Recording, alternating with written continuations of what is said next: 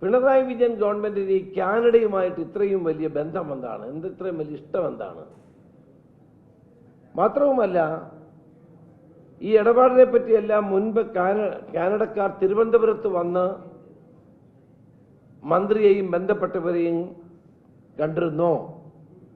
ഐസക് വ്യക്തമാക്കേണ്ട കാര്യമാണ്. CDPQ എന്ന് പറയുന്ന ഈ കമ്പനിയുടെ യഥാർത്ഥ ഉടമകൾ, അവരുടെ പ്രതിനിധികൾ തിരുവനന്തപുരത്ത് വന്നിരുന്നില്ലേ? ഐസക് വ്യക്തമാക്കട്ടെ. അതിൽ എത്ര പേര് വന്നു എന്ന് ഐസക് പറയട്ടെ.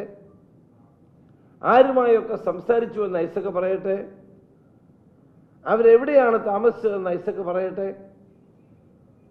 ഇതൊക്കെ അന്നത്തെ ധനകാര്യമന്ത്രിയായ തോമസ് ഐസക് വെളിപ്പെടുത്തേണ്ട കാര്യമാണ്. അപ്പൊ ധനകാര്യ വകുപ്പിന്റെ സെക്രട്ടറിയും ചീഫ് സെക്രട്ടറിയും ഫയലിൽ എതിർപ്പ് പ്രകടിപ്പിച്ചിട്ടും ഐസക് മസാല ബോണ്ട് ഇറക്കാൻ നിർബന്ധം പിടിച്ചത് ഈ കനേഡിയൻ കമ്പനിയുമായിട്ടുള്ള ബന്ധം കൊണ്ടല്ലേ?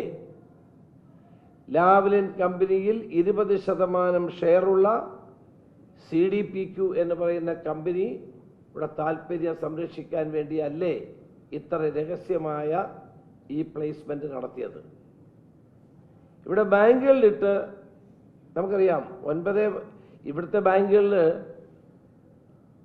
9.72% മസാല ബോണ്ട് വാങ്ങുന്നു. എന്നിട്ട് അത് നമ്മൾ ബാങ്കിലിടുമ്പോൾ കേരളത്തിൽ അവിടുന്ന് കിട്ടുന്ന പണം ചെറിയ തുകയ്ക്ക് 6.2%, 6.5% ഇങ്ങനെയുള്ള കുറഞ്ഞ തുകയ്ക്ക് നമ്മൾ ന്യൂ ജനറേഷൻ ബാങ്കിൽ അത് ഡിപ്പോസിറ്റ് ചെയ്യുകയാണ്. ആ വ്യത്യാസം സംസ്ഥാനത്തിനുള്ള വലിയ സാമ്പത്തിക നഷ്ടമല്ലേ ഉണ്ടാക്കുന്നത്? ഇവിടെ ബാങ്കിൽ ഇട്ട വഴി വലിയ സാമ്പത്തിക നഷ്ടം സംസ്ഥാന ഗവൺമെന്റ് ഉണ്ടായി. ഇതിന് ഉത്തരവാദികൾ ആരാണ്? മുഖ്യമന്ത്രി, അന്നത്തെ മുഖ്യമന്ത്രിയും ഇന്നത്തെ ധനകാര്യമന്ത്രിയുമല്ലേ? അന്ന് കണക്ക് കൂട്ടിയത് ഇങ്ങനെയാണ്: 5 വർഷം കൊണ്ട് മസാല ബോണ്ടിന്റെ പലിശ നൽകേണ്ടത്, പലിശ മാത്രം 1045 കോടി രൂപ. അതായത് മുതലിന്റെ പകുതിയോളം പലിശ, ആകെ പലിശ അടക്കം നൽകേണ്ടി വരുന്നത് 3195 കോടി. ബോണ്ട് വിൽപ്പനയുമായി ഉണ്ടായ ബാങ്ക് ഫീസ് അടക്കമുള്ള മറ്റു ചെലവുകൾക്ക് 2.29 കോടി. ഇതിനകം എത്ര രൂപ ഈ CDPQ എന്ന് പറയുന്ന കമ്പനിക്ക് തിരികെ കൊടുത്തു എന്ന് ഇവർ വ്യക്തമാക്കണം. കൊള്ളപ്പലിശക്കാണ് CDPQ മസാല ബോണ്ട് വാങ്ങിയത്. അതായത് സാധാരണ അന്തർദേശീയ തലത്തിൽ മസാല ബോണ്ടുകളുടെ പലിശ 8.5% ആണ്. 8.5% സാധാരണഗതിയിൽ അന്തർദേശീയ തലത്തിൽ മസാല ബോണ്ടിന്റെ പലിശ. ഇപ്പൊ ഇന്ത്യയിൽ തന്നെ ധാരാളം കമ്പനികൾ ഈ മസാല ബോണ്ട് ഇറക്കിയത് എങ്ങനെയാണെന്ന് നോക്കാം. HDFC ഇറക്കിയത് 6.8%, NTPC ഇറക്കിയത് 7.4%, നാഷണൽ ഹൈവേ അതോറിറ്റി ഇറക്കിയത് 7.3% പലിശയ്ക്ക്. കിഫ്ബി മാത്രമാണ് സമീപകാല ഇന്ത്യൻ ചരിത്രത്തിൽ 9.73%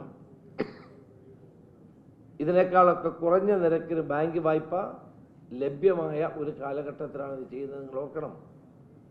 ഉദാഹരണം, കൊച്ചി മെട്രോ, അതിന് നമ്മൾ എടുത്തത് 3.5% പലിശയ്ക്കാണ്. കേന്ദ്ര ഗവൺമെന്റിന്റെ പല ഏജൻസികൾ പോലും 8.5%, 7.4%, 7.3% ഒക്കെ മസാല ബോണ്ട് ഇറക്കിയപ്പോൾ നമ്മൾ 9.372% ഇവിടെ മസാല ബോണ്ട് ഇറക്കുന്നത്.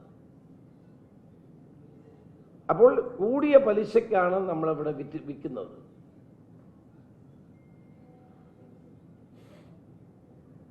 ഈ കൊള്ളപ്പലിശ ആകുമ്പോഴാണ് ആർക്കാണ് ഇതിന്റെ ലാഭം?